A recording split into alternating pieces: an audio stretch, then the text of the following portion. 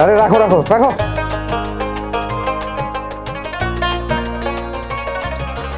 Sir, আপনি কি এই অফিসে চাকরি করেন? হ্যাঁ, এই অফিসে চাকরি করি। বাহ, বেশ ভালো। তা আমার বউ না এই অফিসে চাকরি করে। ও আচ্ছা, আয়া? না তো স্যার, হায়া না, সেই জায়গার বড় অফিসার। বড় পোস্টে চাকরি করে? তার নাম কি? কোন পোস্টে? হ্যাঁ, পোস্ট স্যার, পোস্ট তো মনে পড়তেছে না, মানে বলছিল মনে থাকে না। তো এই অফিসে চাকরি করে, নাম হচ্ছে পরি। হোয়াট? মজা নিচ্ছিস আমার সাথে? তোর মতো একটা রিক্সাওয়ালা, সে কিনা পরি ম্যাডামের হাজবেন্ড? এটা হতেই পারে না। আমার সাথে মজা নিচ্ছিস? আল্লাহ, বলেন কি? পরি তার মানে আপনার চেয়ে বড় ম্যাডাম? তুই আমার সাথে ইয়ার্কি মারছিস? তুই কি জানিস পরি ম্যাডাম এই অফিসের কত বড় অফিসার? বিয়াদব কোথাকার, ঠাটিয়ে একটা চড় মারবো। আপনি এরকম করতেছেন কেন?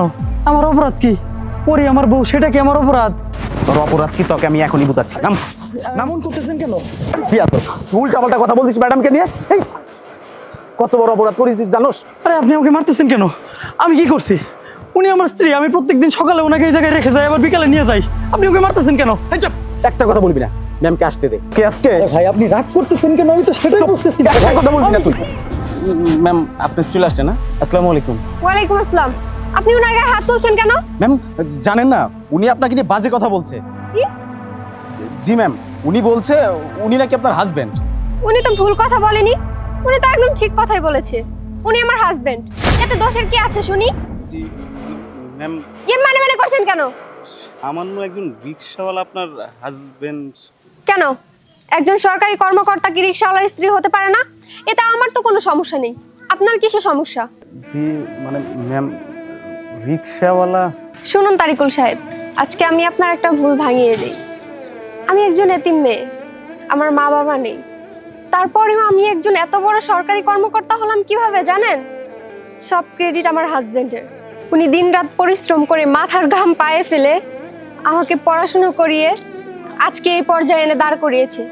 জানেন, আমি ওনাকে বলেছিলাম যে তুমি রিক্সা চালানো ছেড়ে দাও, কিন্তু উনি আমার কথা শুনেননি।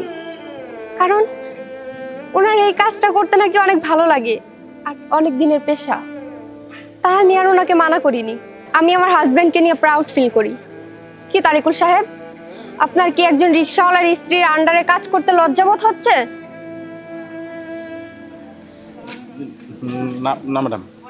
তাহলে এখানে দাঁড়িয়ে আছেন কেন? যান, গিয়ে নিজের কাজ করুন। যান।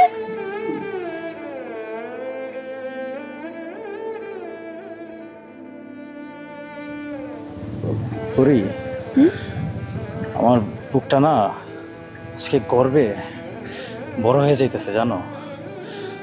সবাই কি মনে করে জানো? স্বামী যদি গরিব থাকে, টাকা পয়সা যদি কম থাকে, আর স্ত্রী যদি বড় কোনো কর্মকর্তা হয়ে যায়, তাহলে স্ত্রী হয়তো আর স্বামীর পরিচয় দিবে না। তুমি না মানুষের সেই চিন্তারে ভুল প্রমাণ করলা।